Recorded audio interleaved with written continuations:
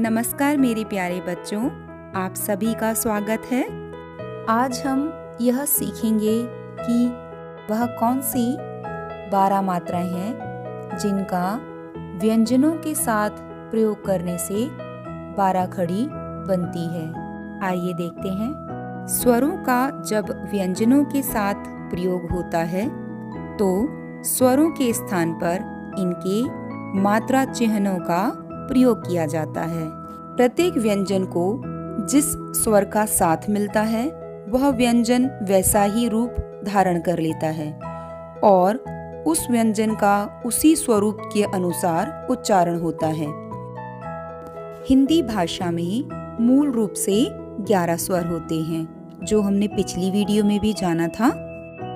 11 स्वरों के अतिरिक्त हिंदी वर्णमाला में 2 वर्ण और भी हैं। अंग इसे अनुस्वार कहते हैं और अह इसे विसर्ग कहते हैं। यह दोनों वर्ण स्वरों के बाद आते हैं। इन्हें अयोगवाह ध्वनि कहते हैं। यह दोनों वर्ण न तो स्वर हैं और न ही व्यंजन, परंतु अन्य स्वर वर्णों के समान इनकी भी मात्राएं लगती हैं, अतः इन्हें भी स्वरों के अंत में गिना जाता है। और 12 खड़ी में इन दोनों ही वर्णों की मात्राओं का प्रयोग किया जाता है। तो अब बच्चों आप सोचेंगे कि 11 स्वर मात्राएं और अब 2 अयोगवाह वर्ण की भी मात्राएं, तो यह तो 13 खड़ी हो गई, तो 12 खड़ी कैसे हुई? आइए देखते हैं।